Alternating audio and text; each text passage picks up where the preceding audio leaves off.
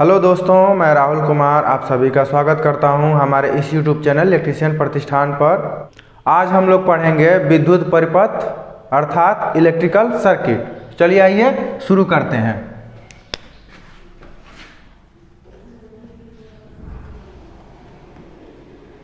विद्युत परिपथ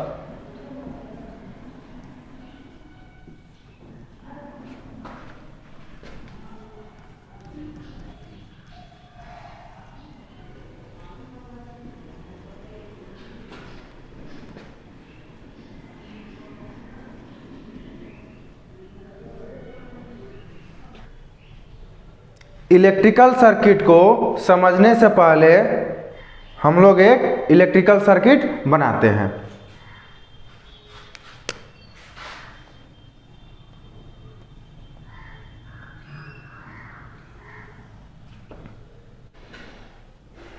ये हुआ हमारा एक इलेक्ट्रिकल सर्किट अर्थात विद्युत परिपथ। इसी को हम लोग भाषा में बोलेंगे। चलिए आइए इसको कोशिश करते हैं इसको भाषा में बोलने की। जब किसी स्रोत से विद्युत धारा किसी माध्यम के कारण रेजिस्टेंस अथवा लोड से हो करके न्यूट्रल के रास्ते वापस उस स्रोत के दूसरे बिंदु तक पहुंच जाए, उसे हम इलेक्ट्रिकल सर्किट अथवा विद्युत परिपथ कहते हैं।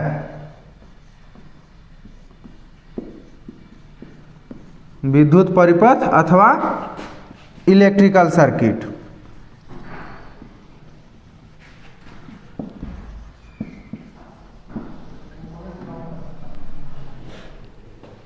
इसके अब कुछ भाग होते हैं, जैसे कि ये जो हमारा सर्किट बना है इसमें कुछ इसके जो हमारे भाग हैं, जैसे ये हो गया हमारा विद्युत स्रोत, ये फ्यूज हो गया, ये स्विच हो गया, ये वायर हो गया, ये हमारा लोड हो गया, है ना। इसकी हम लोग चर्चा करते हैं।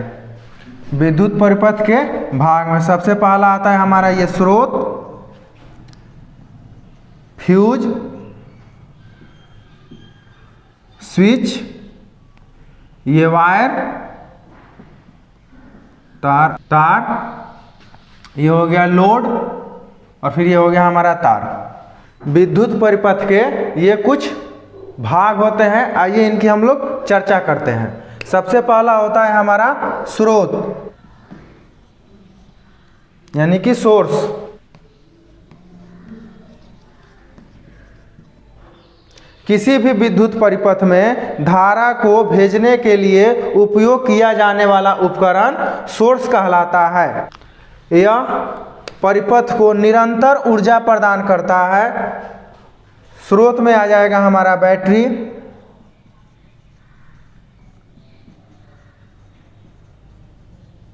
जनरेटर इत्यादि। इसके बाद होता है हमारा फ्यूज। किसी भी परिपथ में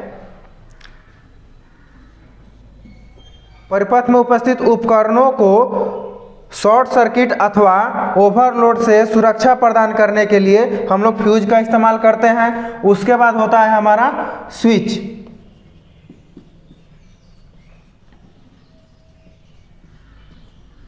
सर्किट को अपने अनुसार ऑफ तथा ऑन करने के लिए हम लोग स्विच का इस्तेमाल करते हैं। उसके बाद होता है हमारा तार। विद्युत परिपथ के सभी उपकरण तथा लोड को आपस में जोड़ने के लिए उपयोग में लाया जाता है। इसके बाद होता है हमारा लोड।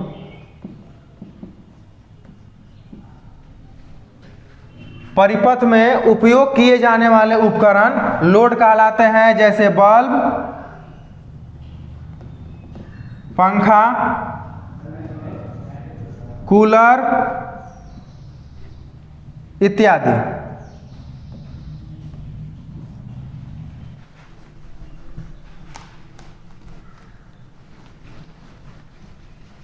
अब हम लोग देखते हैं विद्युत परिपथ के प्रकार।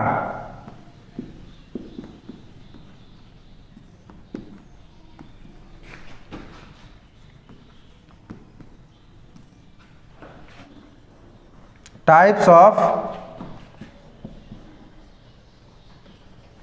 Electrical circuit.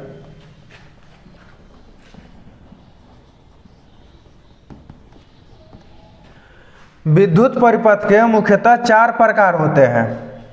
पहला होता है बंद परिपथ,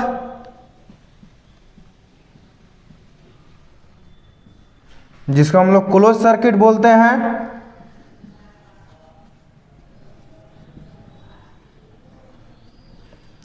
दूसरा होता है खुला परिपथ, जिसको हम लोग ओपन सर्किट बोलते हैं।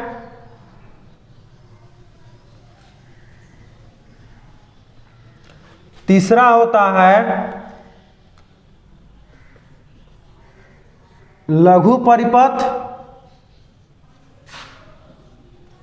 जिसको हम लोग शॉर्ट सर्किट भी बोलते हैं।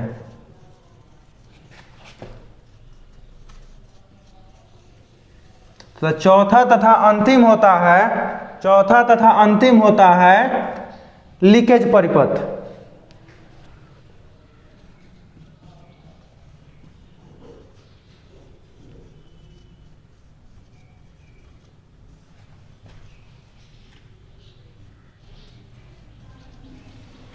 Leakage circuit.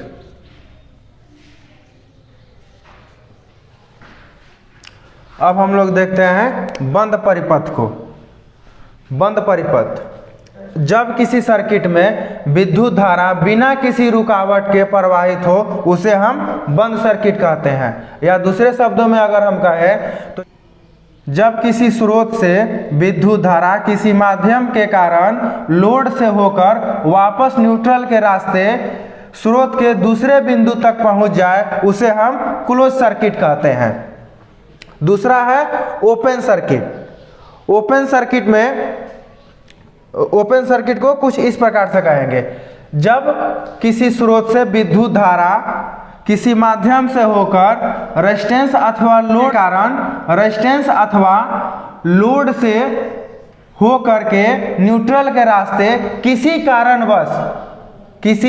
कारणवश स्रोत के दूसरे बिंदु तक न पहुंचे, उसे हम ओपन सर्किट कहते हैं।